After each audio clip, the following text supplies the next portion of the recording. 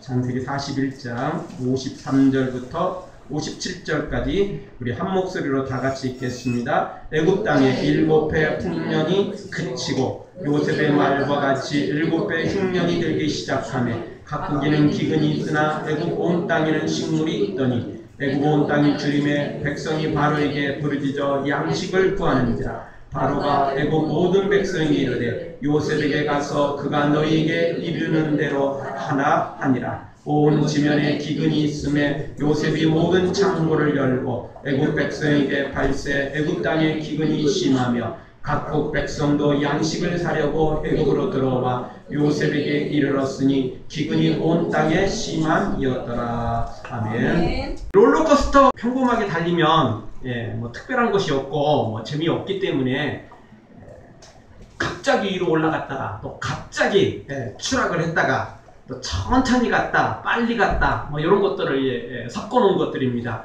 특별히 천천히 올라갔다가 거의 멈춘 듯 하다가 갑자기 빠른 속도로 추락했을 때 이때 이제 사람들이 자지러지는 거죠. 그리고 스릴을 느끼는 사람들은 그때 이제 환호성을 지르고 보통 사람들은 그때 이제 정신줄을 놓을 만큼 힘드는 그런 것입니다. 그래서 뭐 좋아하는 사람들은 너무너무 좋아하죠. 여러분은 얼마나 좋아하십니까? 저는 놀이시설 거의 타본 적 없습니다. 왜냐하면 그거 타면 멀미가 심해서 뭐 그거 타고 뭐 몇 초 가기도 전에 벌써 이제 얼굴에 핏기 사라지고 세상이 빙빙 돌고 뭐 이런 걸 경험합니다. 사실 그거 옆에서 구경만 하는 것조차도 멀미를 좀 할 정도입니다. 그러니까 뭐 그런 것들을 거의 좋아하지 않습니다. 그런데 우리 인생도 이 롤러코스터 같은 그런 것이 아닌가 생각됩니다. 하늘 높이 올라갈 때도 있고 바닥도 없이 추락하는 것처럼 보이는 그렇게 한없이 추락하는 때도 있기 때문에 그렇습니다. 어떨 때는 너무 느리게 가서 문제고 어떨 때는 너무 빨리 지나가 버려서 아쉬울 때도 있습니다. 그런데 참 최고의 단점은 빨리 가고 싶을 때는 천천히 가고 천천히 갔으면 좋을 때는 너무 빨리 간다는 단점을 가지고 있습니다. 사실은 똑같이 가는데 우리가 느끼는 것이 다르기 때문에 그렇죠. 하여튼 우리 인생은 이 롤러코스터 같은 인생이라는 사실에 반대하는 사람은 없을 것 같습니다. 오늘 성경에 나오는 이 41장에 나오는 주인공으로 등장하는 이 요셉도 이 롤러코스터 같은 인생을 살아왔습니다. 그리고 오늘 성경에 나오는 개인이나 국가도 전부 다 이렇게 롤러코스터 같은 그런 삶을 살아가고 있습니다. 그런데 여러분 우리가 롤러코스터를 탈 때 어떻게 해야 그걸 재밌게 또는 그 위기를 잘 견뎌낼 수 있겠습니까? 갑자기 추락할 때 막 발에 힘주고 손으로 붙잡는다고 멈추겠습니까? 위로 갑자기 올라가는데 그때 막 손으로 끌어 잡아당긴다고 안 올라가나요? 절대 그럴 수 없는 겁니다. 멈추지 않습니다. 속도가 느려지지도 않습니다. 그럴 때는 차라리 내 몸을 맡기는 게 최고입니다. 그런데 그게 안 되죠, 솔직히. 그래도 몇 번 이제 경험하다 보면 그게 차라리 낫다 싶을 때 그때 우리가 조금 더 평안을 누릴 수 있게 되겠죠. 여러분 버스를 타보면 속도를 낼 때가 있습니다. 아무 생각 없이 타고 있으면 뭐 의자에 앉아있을 때는 큰 상관없지만 그렇지 않을 때는 굉장히 힘이 듭니다. 그것도. 왜냐하면 오른쪽으로 휩쓸리면 내 몸도 오른쪽으로 휩쓸리는 바람에 안 넘어지려고 꽉 잡아야지. 왼쪽으로 가면 왼쪽으로 휩쓸리니까 꽉 잡아야지. 또 약간 브레이크 잡으면 몸이 앞으로 쏠리니까 안 넘어지려고 꽉 잡아야지. 그러니까 그것도 참 힘든 겁니다. 그래서 저는 버스 탈 때 이 전방을 주시하면서 그렇게 버스를 탈 때가 많습니다. 그래서 커브가 오른쪽으로 커브가 있다. 그러면 왼쪽으로 몸을 살짝 트는 거죠, 미리. 그러면요 힘 하나 들이지 않고 중심을 잡을 수가 있습니다. 그리고 역시 반대쪽으로 돌 때는 역시 또 반대쪽으로 몸을 살짝만 기울이면 됩니다. 그리고 뭐 앞차 끼어들거나 또 신호등에 걸렸거나 그러면 몸의 중심을 뒤쪽으로 옮기면 아무런 힘쓸 필요 없이 안전하게 타고 갈 수 있습니다. 뭐 이런 비결을 어떻게 알았느냐? 제가 멀미가 심하니까 그렇게 할 수밖에 없어요. 왜냐하면 아무 생각 없이 타고 가다 보면 금방 멀미해버려요.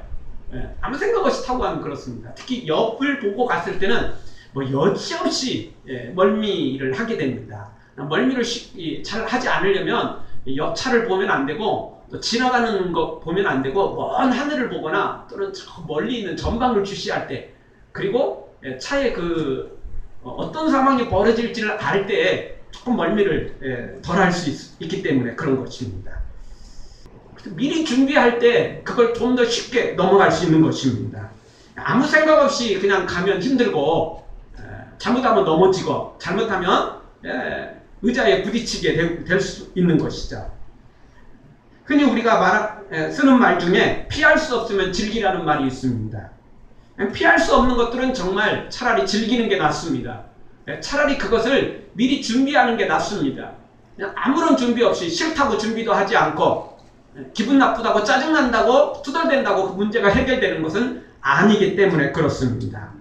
더더욱 힘만 들고 더더욱 더 짜증만 나고 더더욱 스트레스만 받게 되어 있는 것입니다. 차라리 그냥 몸을 내어 맡기고, 그리고 조금 미리 예측을 하고 준비하는 게 차라리 그 시간을 행복하게, 조금이라도 더 행복하게 만들 수 있는 것이겠죠. 사랑하는 성도 여러분, 이 롤러코스터 같은 우리 인생임을 기억하고 피할 수 없는 것들은 맞서 싸워서 승리하는 여러분들 되어지길 주의 이름으로 축원합니다.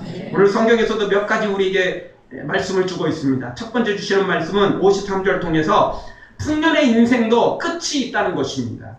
요셉의 예언대로 애국과 주변 지방에 7년의 풍년이 듭니다. 정말 심기만 하면 자동으로 싹이 나고 비가 오고, 또 비가 오는데도 너무 많이 오지도 않고 너무 적게 오지도 않고 적당히 비가 내리고, 그러니까 일조량은 풍부하고 병충해까지 없으니까 풍년이 들 수밖에 없었어요. 너무너무 많이 나는 겁니다. 너무너무 많은 곡식을 거두게 되는 것입니다. 아마 1, 2년 정도 이렇게 풍년이 들었을 때는 사람들이 막 그 기쁨에 더 열심히 농사를 짓고 더 열심히 창고에 쌓아놓고 또 가능한 창고를 더 많이 짓고 그렇게 곡식을 쌓아놨을 것입니다. 그러나 한 3, 4년 계속되자 사람들의 마음이 바뀌겠죠. 왜? 열심히 일 안 해도 풍년이 들어요. 그동안 쌓아놓은 것도 엄청나고, 그리고 한쪽에서 벌써 이제 썩어가기 시작하죠. 열심히 고생해서 일했는데 한쪽에서 썩어가니까 이렇게 열심히 일할 필요가 없다 느껴지는 거죠. 그리고 대충 심어도 너무너무 잘 나는 거예요. 대충 심고 그냥 안 돌아봐도 이 곡식들이 너무너무 싹이 잘 나고 그냥 풍성하게 열매 맺고 그냥 이러는 거죠. 그러니까 점차 사람들이 게을러지기 시작합니다. 이제 싸울 것도 없고 일해봤자 이제 이렇게 고생 안 해도 되는데 뭐려고 이렇게 고생해? 이런 생각들이 꽉꽉 찬 거죠. 그래서 웬만한 창고는 이미 다 찼고, 창고를 늘린 사람들도 한계에 다다랐겠죠. 곳곳에 창고를 쌓아놔봤자 한계가 이제 다다른 것입니다. 그러다 보니까 이제 흥청망청 쓰게 되고, 왜? 놀고 먹어도 남아도니까 한쪽에서 썩어가는데 열심히 먹는 게 남는 거 아니겠어요? 그래서 열심히 먹는 거죠. 농사를 위한 거름이나 모종 준비 그런 거 할 필요 없어요. 왜? 대충 그냥 심어놔도 너무너무 잘 나는 거예요. 일기가 너무 좋고 일조량이 풍부하고 딱 알맞게 비가 내리고, 그리고 또 한참 무르익을 때는 또 비 안 내리고 이러니까 너무너무 잘 맞는 거죠. 그래서 7년 동안 오직 풍년이 들어가기 시작합니다. 자, 이렇게 풍년이 들면 누가 그렇게 나가서 생고생 하겠습니까? 한쪽에서 썩어가는데, 대충 해도 곡식이 넘쳐나는데 누가 이렇게 생고생 하겠냐고요. 여러분 같으면 이럴 때 어떻게 하겠습니까? 보기를 제가 드리겠습니다. 여러분 좀 더 편하게 하기 위해서 고민 덜 하라고. 1번, 대충 놀면서 즐긴다. 2번, 농사에서 버릴 때 버리더라도 또 버리는 거 그거는 작년 거고 재작년 거니까 열심히 일해서 새 거 먹는다. 어떤 것이겠습니까? 상당수는 마음으로는 아마 2번 할 것 같습니다. 그런데 2번 하다가 다 1번으로 돌아갈 것 같습니다. 왜냐? 생각해 보십시오. 나는 지금 떼 앞에서도 열심히 땀 흘리면서 일하고 있는데, 대부분의 사람들은 지금 그늘막에서 휴가 보내고 있다면, 노래 부르며 신나게 즐기고 있다면, 여러분 스스로도 생각하기를 내가 지금 좀 뭔 고생하고 있는 거야 지금? 아니 지금 집안에는 안 그래도 지금 작년 거 지금 썩어가고 있는데 꼭 새 거 먹는다고 무슨 잘 사는 것도 아니고 작년 거 먹으면 됐지 대충 해도 올해 농사 또 엄청나게 풍년이 될 텐데 뭘 걱정이야? 이런 마음이 들지 않겠습니까? 그러다 보면 일하는 게 게을러지고 하루 종일 일하지 않고 아침에 조금 갔다가 저녁에 갔다가 그렇게 일을 하다가 나중에는 그것도 귀찮아지겠죠. 대부분의 사람들이 그럴 수밖에 없을 것입니다. 그러나 분명히 우리가 알아야 됩니다. 우리 사람은 놀고 먹기 위해서 태어난 존재가 아니라는 것입니다. 즐기기도 해야 되지만 우리가 지은 죄와 허물을 생각하면 일할 수 없는 밤이 오기 전에 더 열심히 일해야 됩니다. 그리고 여기서는 나중에 7년, 흉년이 들 거라는 걸 분명히 예언해 주었습니다. 조금만 관심이 있으면 요셉의 이야기를 하나님께서 내려주신 이 놀라운 계시를 모두가 다 알아들었을 것입니다. 세상에 관심 없는 사람이라면 몰라도 웬만한 사람이라면 지금 흉년이 7년 들지만 나중에 흉년이 7년 동안 또 계속될까라는 거 생각한다면 어떻게든 조금이라도 더 쌓아 놓으려고 했을 것입니다. 그러나 현실은 그렇지 않거든요. 사람은요 10년, 20년도 후도 중요하지만 지금 당장이 중요하거든요. 내일도 중요하지만 오늘이 또 중요하잖아요. 사람들은 그렇습니다. 그러나 우리가 분명히 기억해야 될 것, 아무리 나에게서 소유가 넘쳐나고 물질이 넘쳐나고 먹을 게 풍부해도 일할 사람은 일해야 된다는 것입니다. 우리는 일하라고 하나님께서 우리를 이 땅에 세워놓으셨습니다. 꼭 먹고 살기 위해서, 돈 벌기 위해서만 일하지 마십시오. 무슨 일이든 해야 된다는 겁니다. 거룩한 일에 더 열심을 내야 된다는 이야기입니다. 물질이 좀 부족하면 재물을 좀 버는 일에 조금 더 투자해야 되고, 물질에 좀 여유가 있다면 더 거룩한 일에, 조금 더 의로운 일에 힘써서 일하지 않으면 안 된다는 것입니다. 요한복음 5장 17절에 보면 예수님이 이렇게 말씀하십니다. 내 아버지께서 일하시니 나도 일한다. 그렇게 예수님 말씀하시며 열심히 예수님 일하셨습니다. 따라서 오늘 우리도 예수님이 일하시니 우리도 일해야 된다는 것입니다. 열심히 일해야 됩니다. 주님을 위해서 말입니다. 거룩한 일을 위해서, 하나님의 나라를 위해서 열심히 일해야 됩니다. 무슨 일이든 해야 돼요. 교회 일이든 가정 일이든 또 사회 일이든 그냥 직장이든 상관없습니다. 일하지 않는 거 안 되는 것입니다. 그래서 성경은 일하기 싫거든 먹지도 말라는 거죠. 먹을 자격도 없다는 겁니다. 일하지 않는 사람들은. 일할 수 없는 밤이, 어두운 밤이 우리 앞에 오게 될 것입니다. 그러니까 그 전에 우리가 건강이 있을 때, 젊음이 있을 때 일할 수 있는 이 기회에 열심히 일하지 않으면 안 된다는 것입니다. 어두운 밤 시대리니 내 뒷분 지켜서 찬잇을 맺힐 때에 즉시 일어나 해돋는 아침부터 힘써서 일하라. 일할 수 없는 밤이 속히 오리라. 사랑하는 성도 여러분, 우리가 일할 수 없는 밤이 오게 될 것입니다. 일하고 싶어도 일할 수 있는 기회가 사라져버리는 때가 오게 될 것입니다. 그 전까지는 우리가 정말 주님이 주신 일을, 거룩한 일에, 또 의로운 일에, 하나님의 일에, 어떤 일이든 주어진 일을 잘 감당하며 충성하는 우리 모두가 되어지기를 주의 이름으로 축원합니다. 두 번째 주시는 말씀은 말할 수 없는 인생의 흉년도 찾아온다는 것입니다. 호사다마란 말이 있습니다. 좋은 일에는 방해가 많이 따른다는 것이죠. 여기 마자가 마귀 마자를 쓰는데 정말 사탄도 놀고 먹지 않습니다. 사탄도 일하거든요. 근데 일하기는 일하는데 사탄이 하는 일은 무슨 일이냐면 못 먹는 감 찔러보는 겁니다. 다른 사람들을 다 죽이고 지옥으로 끌고 가려는 아주 나쁜 심보로 일하는 겁니다. 이건 일이 아니고 일을 만들어내는 겁니다. 방해하는 거죠. 회방하는 겁니다. 온통 문제만 일으키는 게 사탄입니다. 오늘 우리는 문제 일으키는 사람이 아니라 이 일을 해야 됩니다. 일 만들어내지 말고 일을 하자는 겁니다. 일을. 회방하지 말고 일을 하자는 겁니다. 문제 일으키지 말고 일하자는 것입니다. 우리 인생이 롤러코스터와 같다고 그랬습니다. 올라갈 때가 있으면 또 반드시 내려올 때가 있다는 것입니다. 이것을 망각하면 안 됩니다. 그런데 많은 사람들이 이것을 망각하며 살아갑니다. 한참 오르다 보면 끝없이 오르는 줄 알아요. 추락하는 건 없다고 생각해버리는 겁니다. 잊어버린다는 것입니다. 이거 아니라고요? 다 그렇습니다. 여러분, 우리 장례식장에 가면 마음이 참 숙연해집니다. 인생을 한번 정리하게 됩니다. 헛된 것에 인생을 투자하지 말고 죽음 준비하면서 정말 거룩하게 살아야지, 아름답게 살아야지, 사랑하면서 살아야지, 이런 마음을 갖게 됩니다. 그런데요, 장례식장 문 벗어나자마자 그런 마음은 어느 순간 사라져버립니다. 그렇죠? 금세 나오자마자 또 즐기고 열심히 놀고 이렇게 돼버리는 게 사람 마음이라는 것입니다. 볼 때만 그렇다는 겁니다. 그리고 그것도요, 하도 여러 번 가다 보면 이제 그것도 그냥 그러려니 우리 마음이 다 식어져 버리는 거죠. 여러분, 7년 동안 연속하여 풍년이 들 때 평생 풍년이 계속될 것 같은 마음이 들 수밖에 없어요.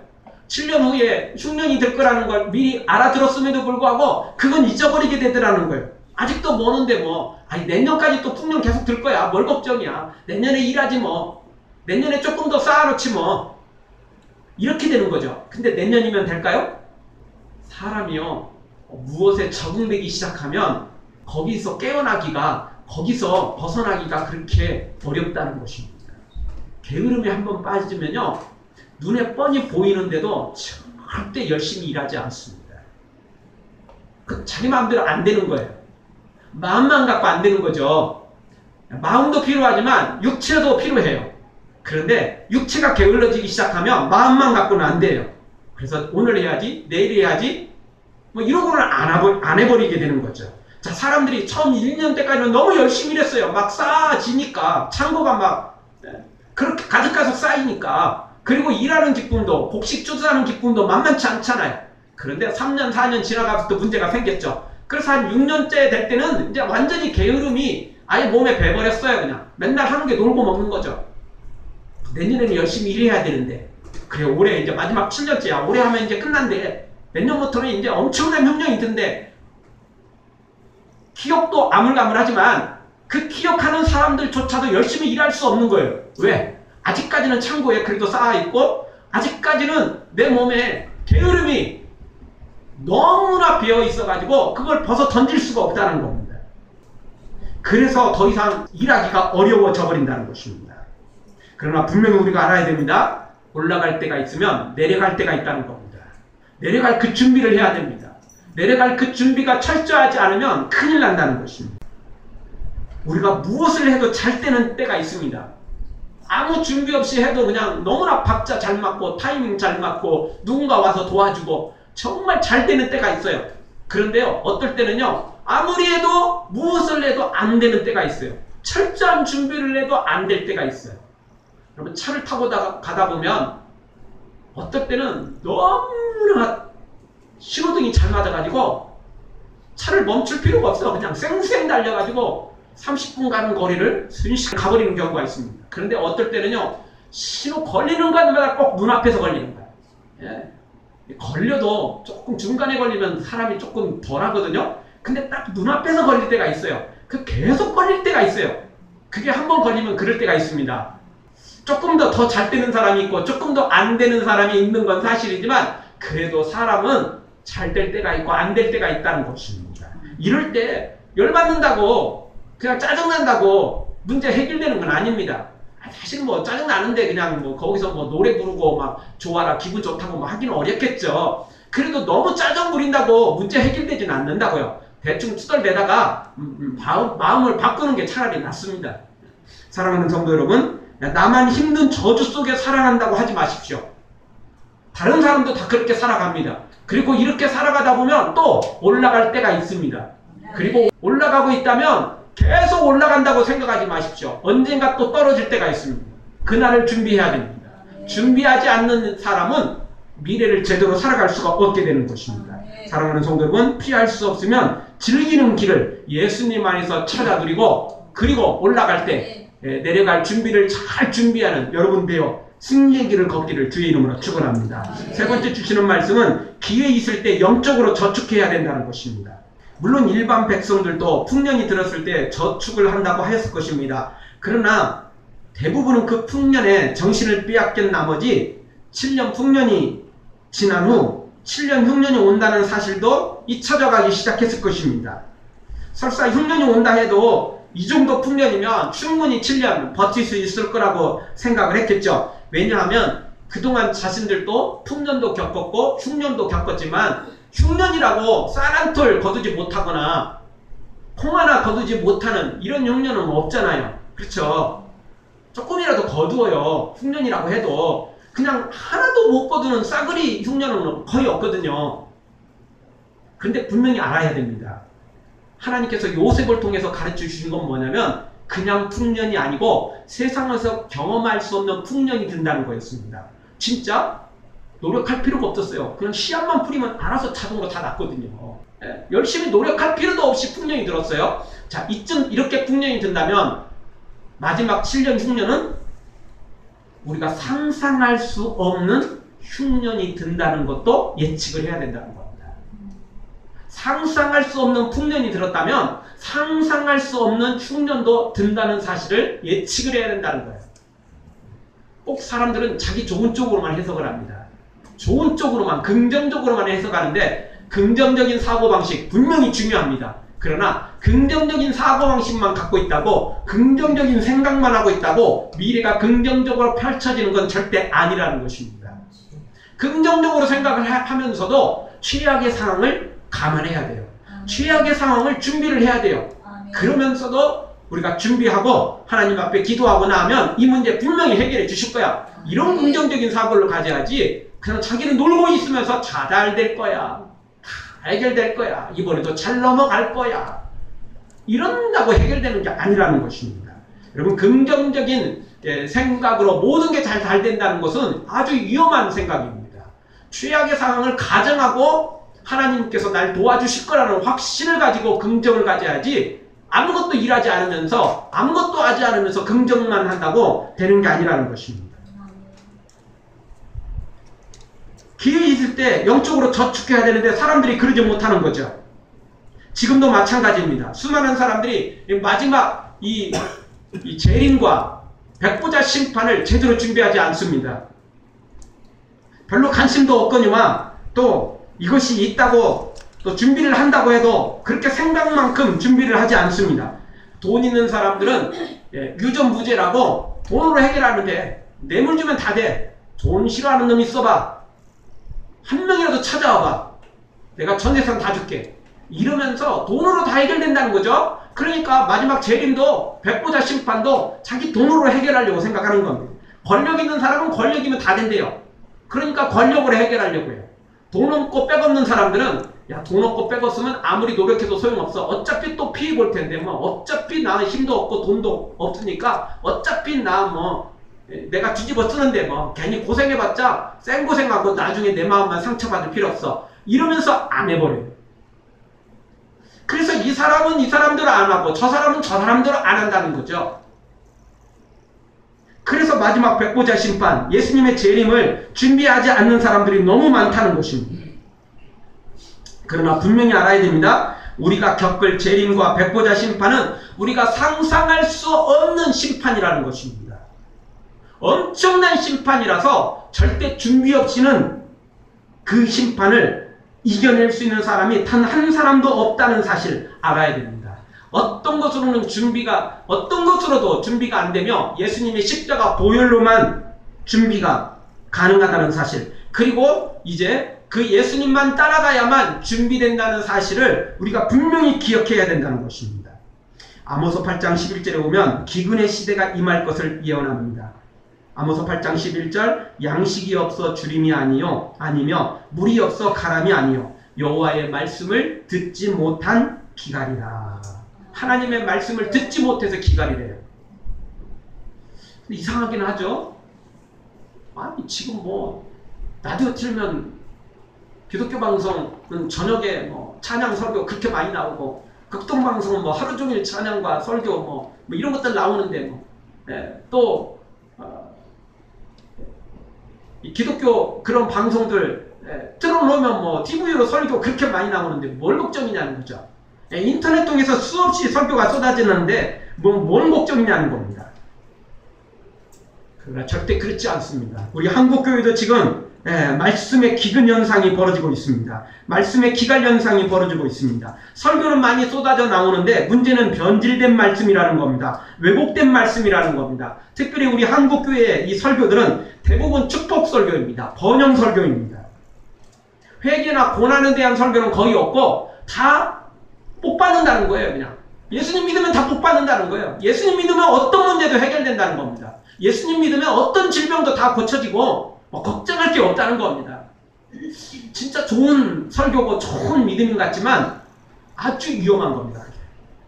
왜냐하면 예수님의 마지막 재림과 백보자 심판은 그런 것으로 해결되는 게 아니고 오직 어린 양의 십자가 보혈로만 통과할 수 있고 지옥의 심판을, 저주의 심판을 벗어나 영원한 천국으로 들어갈 수 있는 길은 십자가 보혈밖에 없기 때문에 그렇습니다. 사랑하는 성도 여러분, 지금 정신을 바짝 차리고 믿음을 잘 지키고 최후의 그 백보자 심판을 잘 준비해가는 여러분들 되어지길 주의 이름으로 축원합니다. 마지막으로 오늘 주신 말씀은 영적 기근인 지금 이때에 하나님께 간구해서 말씀을 얻고 그리고 은혜를 얻고 능력을 얻어야 살 수 있다는 것입니다. 그리고 이제 맨날 그냥 줄이고 목마르고 그냥 도와달라고 소리칠 게 아니고 우리도 이제 요셉처럼 나누는 자가 되어야 된다는 겁니다. 베풀어주는 자가 되어야 됩니다. 그러려면 내가 가지고 있어야죠. 없는데 어떻게 주겠어요?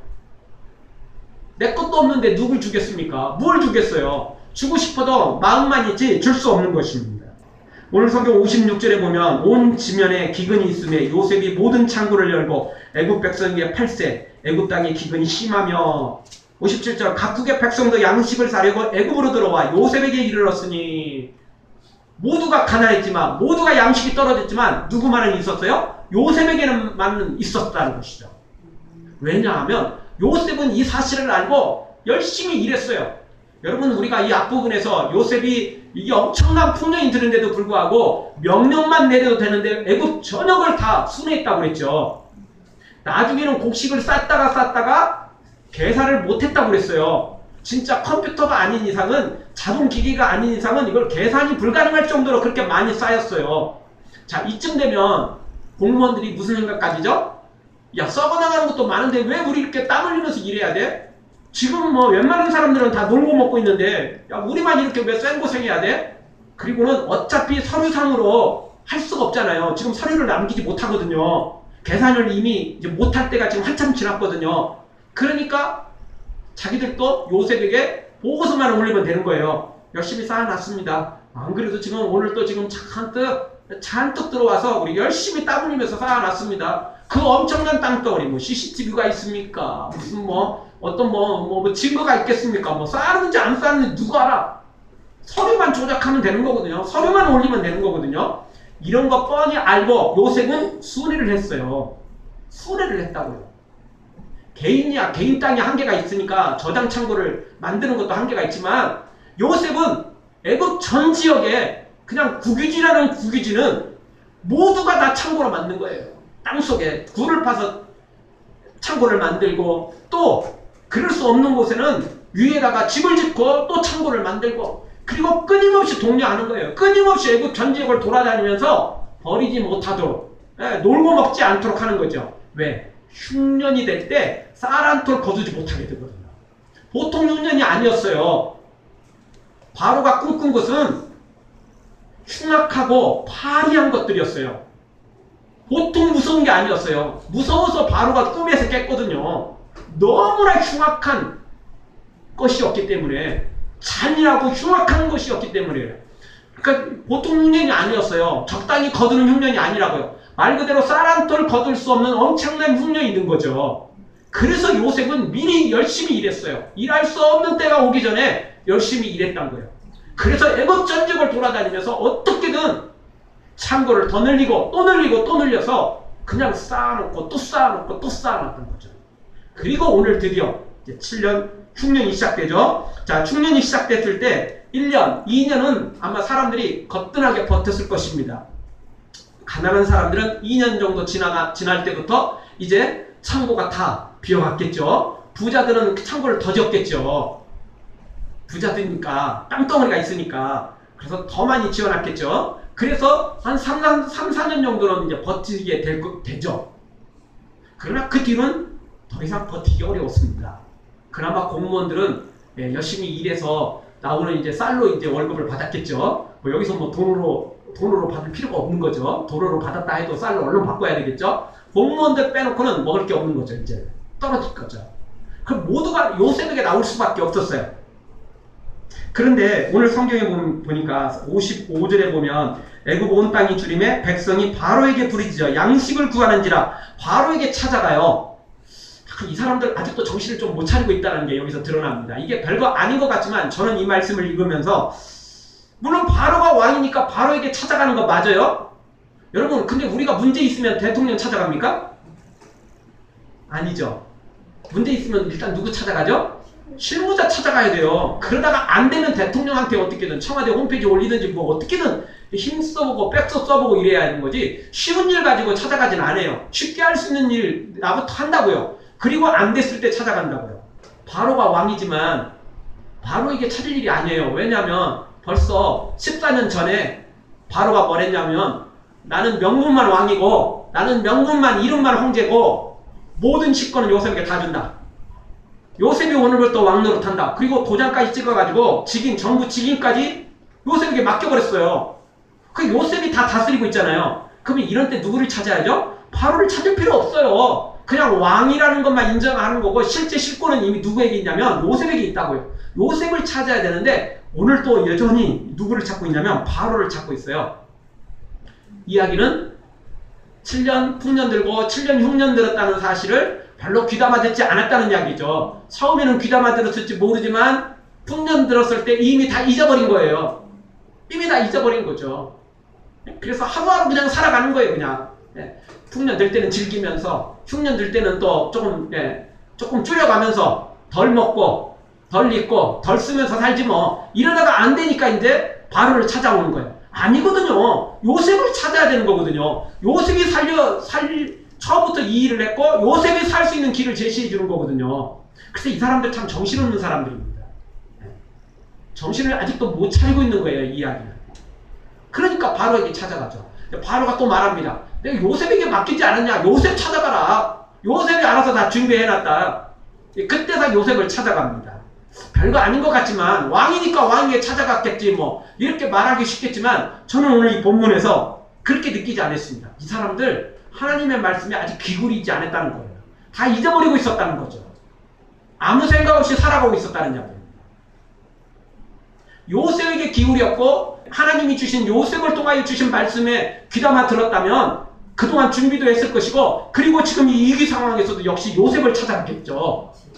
그렇게 안 했다는 거예요. 그냥 아무 생각 없이 그냥 살고 있다는 거예요. 사람들이 그냥 아무 생각 없이 살아가는 경우가 너무 많습니다. 그러나 우리는 분명히 기억해야 됩니다. 하나님은 우리에게 하나님의 말씀을 주셨습니다. 그리고 어떻게 말씀을 준비해야 되는지 이미 우리에게 다 가르쳐 주셨어요. 무조건 예수님만 찾는다고 되는 게 아니에요. 예수님이 우리에게 주신 말씀에 귀 기울일 줄 알아야 돼요. 예수님의 말씀에 귀를 기울이지도 않으면서 맨날 주여 주여만 한다고 되는 게 아니라는 겁니다. 이미 예수님은 우리에게 필요한 말씀을 주셨어요. 방법을 제시해 주었어요. 해결할 길을 제시해 주었다고요. 요셉이 창고에 가득 쌓은 이유가 무엇입니까? 백성들은 한계가 있다는 거죠. 왜? 창고를 더 이상 짓기가 어렵다는 거. 그리고 웬만한 창고는 이미 몇 년 지나고 나면 아무리 많이 쌓여있어도 다 썩어 나가잖아요. 창고를 특별하게 지어야죠. 어떤 창고 지어야죠? 습기가 없는 곳에, 온도가 낮은 곳에. 그러면 땅굴을 파고 짓든지 땅굴이 아니더라도 습기 없는 곳에 창고를 지어야만 되는 거거든요. 그 개인이 그걸 찾기도 어렵고 짓기도 어렵다고요. 당연히 요셉이 국가적인 차원에서 그 일을 준비했어요. 사람들이 아무리 준비해도 양식 떨어질 거 다 알았어요. 준비 안 하는 사람은 더 빨리 떨어지고 준비한 사람은 나중에 떨어질 걸 요셉은 다 알고 준비한 거죠. 그 요셉을 찾아와야죠. 왕 찾아갈 일이 아니에요. 힘들고 어렵다고 세상 찾아가고 권력 있는 사람 찾아가고 뭔가 빽 있는 사람 찾아간다고 해결된 줄 아세요? 그렇지 않습니다. 그렇게 해서 해결되는 문제가 아니라는 겁니다. 사랑하는 성도 여러분, 영적 기근이 지금 닥치고 있습니다. 이런 때 우리에게 가장 필요한 건 하나님의 말씀입니다. 그냥 축복, 번영 이런 말씀이 아니고 마지막 재림을 준비하는 백보자 심판을 준비하는 어린 양의 십자가 보혈의 말씀이 필요합니다. 은혜의 말씀이 필요한 것입니다. 그냥 뭐 부자 되고 성공하는 이런 말씀이 필요한 게 아니고 내 영혼을 살릴 수 있는 은혜의 말씀이 필요한 것입니다. 여러분 이 말씀을 하나님께 구하여 얻고 그 말씀을 취하여 여러분 생명을 얻고 그리고 또 죽어가는 사람들에게 이 생명의 말씀을 전달해 줘 살려내는 여러분들 되어지길 주의 이름으로 축원합니다. 아멘.